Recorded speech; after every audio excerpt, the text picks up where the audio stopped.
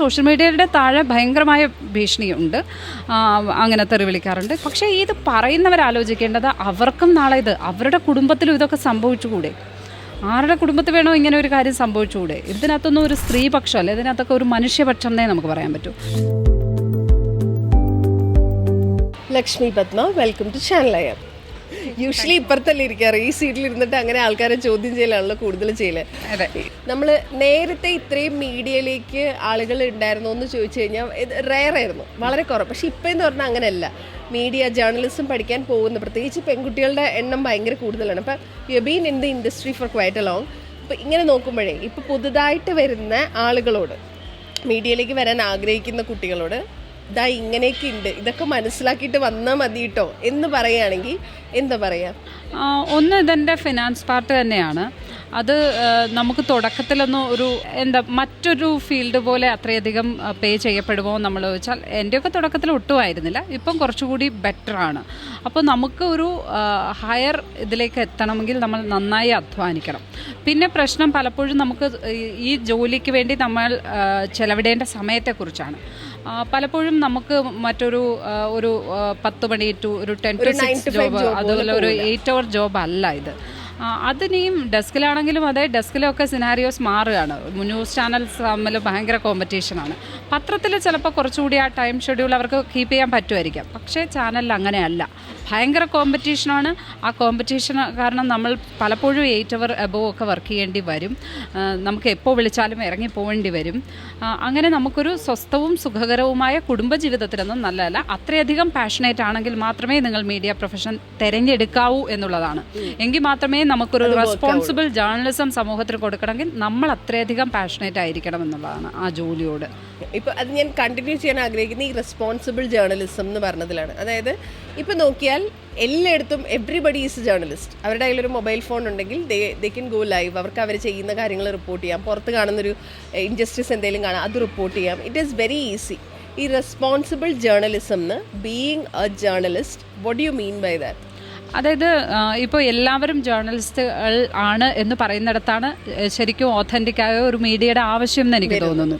അപ്പം നമ്മൾ ചുറ്റും കാണുന്നുണ്ട്, ചുറ്റും പലതരം വീഡിയോസ് കാണുന്നുണ്ട്, പലതരം വേർഷൻസ് കാണുന്നുണ്ട്, പലതരം നറേറ്റീവ്സ് കാണുന്നുണ്ട്. ഏതെങ്കിലും ഒരു സംഭവവുമായി ബന്ധപ്പെട്ട് ഇൻഫർമേഷൻ്റെ ഒരു ഒരു സുനാമിയാണ് ചുറ്റും. അപ്പോൾ നമുക്ക് അതിൽ നിന്ന് എന്താണ് ബെസ്റ്റ്, ഏതാണ് ശരിയായത് എന്ന് പറയണമെങ്കിൽ ഒരു മീഡിയ വളരെ കൃത്യമായി ഇത് റിപ്പോർട്ട് ചെയ്യണം. പലപ്പോഴും ബയസ്ഡ് ആണ് എന്നൊക്കെ ഉള്ള വിമർശനങ്ങൾ ഉള്ളപ്പോഴും അങ്ങനെ ബയസ്ഡായി മുന്നോട്ട് പോകാൻ പറ്റില്ല എന്ന് നമുക്കറിയാം. അപ്പോൾ ഇത്തരം അംഗീകൃതമായ ലൈസൻസോടെ പ്രവർത്തിക്കുന്ന സാറ്റലൈറ്റ് ചാനൽസും അംഗീകൃതമായ ഓൺലൈൻ പോർട്ടൽസും ഒക്കെ റെസ്പോൺസിബിളായി പ്രവർത്തിക്കുന്ന ഒരുപാട് പേരുണ്ട്. അത് അവർ കൊടുക്കുന്ന വാർത്തകളെ അപ്പോൾ വിശ്വസിക്കാൻ പറ്റും. നമുക്കറിയാം, ഹിന്ദു ദിനപത്രത്തിൽ ഒരിക്കലും ഒരു തെറ്റ് വരില്ല. നമുക്കിപ്പോൾ കേരളത്തിലൊരു സംഭവവുമായി ബന്ധപ്പെട്ട് ഇപ്പം ഏഷ്യാനെറ്റോ ന്യൂസ് മലയാളമോ അങ്ങനെയുള്ള ചാനൽസ്, ഇപ്പം റിപ്പോർട്ടറോ, ഒരു ചാനലിനും അത് തെറ്റായ രീതിയിൽ റിപ്പോർട്ട് ചെയ്യാൻ കഴിയില്ല എന്ന് പറഞ്ഞാൽ ചിലപ്പം അങ്ങോട്ടും ഇങ്ങോട്ടും അതിൻ്റെ നറേറ്റീവ്സിനൊക്കെ മാറ്റം ഉണ്ടാകുമായിരിക്കാം. എങ്കിലും അങ്ങനെ ഒരുപാട് അതിനെ വളച്ചൊടിക്കാൻ പറ്റില്ല, ക്രെഡിബിൾ ആയിരിക്കും. അതാണ് ഈ മീഡിയയുടെ ഇന്നത്തെ കാലത്തെ പ്രസക്തി കൂടുകയാണ് സത്യത്തിൽ ചെയ്യുന്നതെന്നാണ് എനിക്ക് തോന്നുന്നത്. ഈ സോഷ്യൽ മീഡിയ ജേർണലിസ്റ്റുകളും യൂട്യൂബേഴ്സും കൂടുമ്പോഴും ഇതിന് പ്രസക്തി കൂടുന്നത് അതുകൊണ്ടാണ്. ടൂ മച്ച് ഇൻഫർമേഷൻ ഉള്ളപ്പോൾ നമുക്ക് അതിനകത്ത് ഏറ്റവും ശരി എന്താണെന്ന് കാണാൻ നമുക്ക് ചിലപ്പോൾ TV ഓൺ ചെയ്ത് നോക്കേണ്ടി വരും, അല്ലെങ്കിൽ മറ്റൊരു ഓഥൻറ്റിക് സൈറ്റ് നമുക്ക് റെഫർ ചെയ്യേണ്ടി വരും. അതാണ് എനിക്ക് തോന്നിയിട്ടുള്ളത്. മനസ്സിലായി. ഓക്കെ. ഇപ്പം നേരത്തെ പറഞ്ഞില്ലേ, ഒരു 9 to 5 ജോബ് എന്നുള്ള രീതിയിൽ നമുക്ക് ഇതിനെ കാണാൻ പറ്റില്ല. ദിസ് ക്യാൻ ബി ഒരു 24/7 പരിപാടി.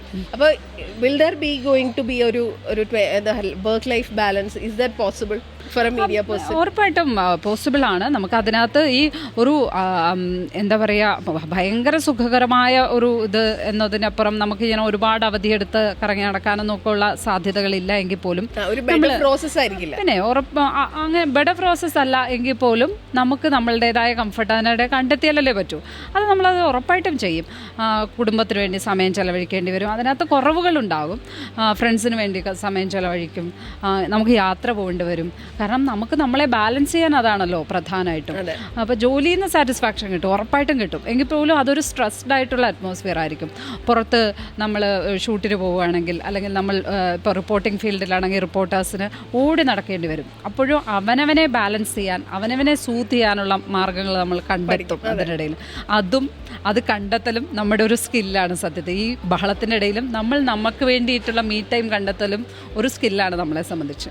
നമ്മളെ സോഷ്യൽ മീഡിയയിൽ ഈ അടുത്ത് ഏറ്റവും കൂടുതൽ ഡിസ്കസ് ചെയ്യപ്പെട്ടുള്ള ആ ഇഷ്യൂ അത് പുറത്തേക്ക് കൊണ്ടുവരുന്നതും അതിനെപ്പറ്റി ആദ്യം സംസാരിക്കുന്നതും ഒക്കെ ലക്ഷ്മിയാണ്. ലക്ഷ്മി ത്രൂ ആണ് അത് നമ്മൾ അറിയുന്നത്. പിന്നീടാണ് അത് വീണ്ടും ആൾക്കാർ ഡിസ്കസ് ചെയ്യാൻ. അപ്പം അതിൽ ഇരയായിട്ടുള്ള 2 സ്ത്രീകളോടും നേരിട്ട് പോയി ലക്ഷ്മി സംസാരിച്ചിട്ടുണ്ട് എന്ന് ഞാൻ കേട്ടിട്ടുണ്ട്. പക്ഷേ നമ്മളിതൊന്നും നേരിട്ട് കണ്ടിട്ടില്ല.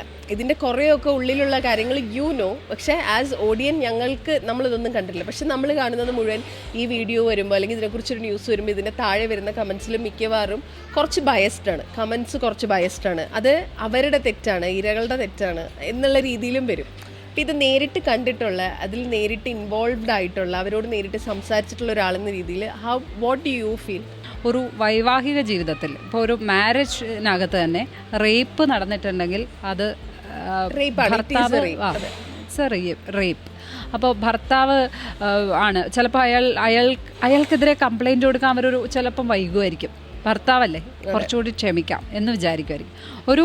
ഒരു എക്സ്റ്റെൻഡ് എത്തുമ്പോഴായിരിക്കും, ഒരു ത്രഷോൾഡ് എത്തുമ്പോഴായിരിക്കും മനുഷ്യൻ പോയി കംപ്ലൈൻറ്റ് ചെയ്യുക, അല്ലെങ്കിൽ അതിനെക്കുറിച്ച് തുറന്നു പറയാമെന്ന് വിചാരിക്കുക. അല്ലെങ്കിൽ അവർ ഇമോഷണലി പൊട്ടിപ്പോകുന്ന അവസ്ഥയില്ലേ, ഹൃദയം ഹാൻഡിൽ ചെയ്യാൻ പറ്റാവുന്ന, അതിനെങ്ങനെയാണ് കുറ്റം പറയാൻ പറ്റണമെന്ന് എനിക്ക് മനസ്സിലായിട്ടില്ല. പിന്നെ ഒരു മാരേജിൽ നിൽക്കുന്ന ഒരാൾക്ക് മറ്റൊരു റിലേഷൻഷിപ്പ് ഉണ്ടാവാറില്ലേ? എല്ലാ മാരേജും സക്സസ് അല്ലാന്ന് നമുക്ക് എല്ലാവർക്കും അറിയില്ലേ.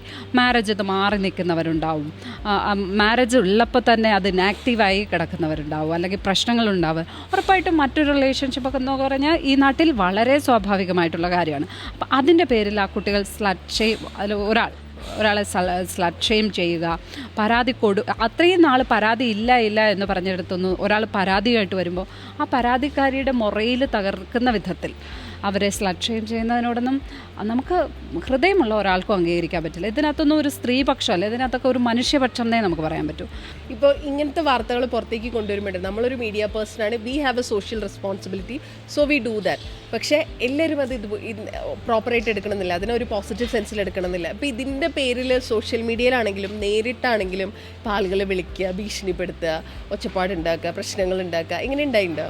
ആ സോഷ്യൽ മീഡിയയുടെ താഴെ ഇങ്ങനെ വന്ന് ബഹളം കൂട്ടാറുണ്ട്. ഞാനതിനെ ഭയക്കുന്നില്ല. ഒന്നത് അതെന്തെങ്കിലും തരത്തിൽ മറ്റൊരു തരത്തിൽ ഒരു ഭീഷണിയിലേക്കൊന്നും വന്നിട്ടില്ല. സോഷ്യൽ മീഡിയയുടെ താഴെ ഭയങ്കരമായ ഭീഷണിയുണ്ട്, അങ്ങനെ തെറി വിളിക്കാറുണ്ട്. ഞാനതിനെ കാര്യമാക്കുന്നില്ല. അത് ഒരു തരം എന്താ പറയുക, ഇങ്ങനത്തെ സമൂഹത്തിൽ ഇങ്ങനെയും ചില പെർവേർട്സ് ഉണ്ട്, അവരങ്ങനെ ചെയ്തുകൊണ്ടിരിക്കുന്നു, അതും സംഭവിക്കുന്നു. അങ്ങനെ ഇത്തരം ആളുകൾക്ക് വേണ്ടി കുറേ പേര് ഇത് അറിയാതെ ചെന്നപ്പെടുന്നുണ്ട്. പെർവേർട്സ് മാത്രമല്ല, ഇത് ചെന്നറിയാതെ ഇദ്ദേഹത്തെ എന്തോ പൊളിറ്റിക്കലി നമ്മൾ ഉപദ്രവിക്കാൻ വേണ്ടിയിട്ടാണ് ചെയ്യുന്നത് എന്ന് പറഞ്ഞിട്ട് അത് പല ഇഷ്യൂസിലും അങ്ങനെ ഉണ്ടാവും. അങ്ങനെ ആളുകൾ വന്ന് കൂട്ടം കൂടി വന്ന് കമൻറ്റ് ചെയ്യും. അതുകൊണ്ട് അതിനെ അത്ര കാര്യമായി കാണുന്നില്ല, അതിനെ സീരിയസ് ആയി കാണുന്നില്ല. പക്ഷേ ഇത്തരം സന്ദർഭങ്ങളിൽ നമ്മൾ പ്രതികരിക്കാതെ, റിയൽ ആയിട്ടുള്ള ഇഷ്യൂ കണ്ടിട്ട് നമ്മൾ പ്രതികരിക്കാതെ പോയി കഴിഞ്ഞാൽ നാളെ ഞാനായിരിക്കാം അവസ്ഥാനത്ത്, അതല്ലെങ്കിൽ എൻ്റെ മകനായിരിക്കാം, ആർക്കും ഇത് സംഭവിക്കാം. ആരെയും വിക്ടിം പാർട്ടിലേക്ക് നമുക്ക് കാണാൻ പറ്റണം. അപ്പോഴാണല്ലോ നമുക്ക് സൊസൈറ്റിയോടും അടുത്ത് നിൽക്കുന്ന ആളുകളോട് ഒരു എമ്പതി ഉണ്ടാവുക. നമ്മളെ ആ പാർട്ടിയിൽ കാണാൻ പറ്റണം. അങ്ങനെയൊന്നും ജേർണലിസ്റ്റുകൾ അങ്ങനെ നമ്മളെ പാർട്ടി കാണുന്നൊന്നും വേണ്ട. റെസ്പോൺസിബിൾ ആയിട്ടുള്ള ഒരാളത് ചെയ്യേണ്ട കാര്യമാണ്. പക്ഷേ ഇത് പറയുന്നവരാലോചിക്കേണ്ടത് അവർക്കും നാളെ ഇത് അവരുടെ കുടുംബത്തിലും ഇതൊക്കെ സംഭവിച്ചുകൂടെ? ആരുടെ കുടുംബത്തിൽ വേണോ ഇങ്ങനെ ഒരു കാര്യം സംഭവിച്ചുകൂടെ? ഇതൊരു റോഡിൽ കൂടി നമ്മൾ നടന്നു പോകുമ്പോൾ നിങ്ങളുടെ നേർക്ക് ഒരു വണ്ടി വന്ന് ഇടിക്കുന്നത് പോലെയോ, അല്ലെങ്കിൽ ഒരു പേ പിടിച്ച ഒരു നായ വന്ന് നിങ്ങളെ കടിക്കുന്നത് പോലെയോ ഒരാൾക്ക് സംഭവിക്കാൻ പറ്റുന്ന കാര്യമാണ് നമ്മുടെ നാട്ടിലിത്. ഒരു റിലേഷൻഷിപ്പിൽ പെടുക എന്ന് പറയുന്നത്, അതല്ലെങ്കിൽ ഒരാളാൽ ഇങ്ങനെ ഇത്രയും ഇതായിട്ടുള്ള പൊസിഷനിലിരിക്കുന്ന ഒരാളാൽ നിങ്ങൾ ഈ വിധത്തിൽ ആക്കപ്പെടാമെന്നുള്ളത്, അതല്ലെങ്കിൽ ഇത്തരം പീഡനങ്ങൾ നിങ്ങളുടെ നേർക്ക് വന്നേക്കാം. നമ്മുടെ സൊസൈറ്റി അത്രത്തോളം വൾണറബിൾ ആണെന്നാണ് ഞാൻ മനസ്സിലാക്കുന്നത്. ഇത്ര നേരം സംസാരിച്ചത് thank you. Be the responsible journalist you are. ഇനി അങ്ങനെ തന്നെ continue. Thank you so much and all the best. Thank you.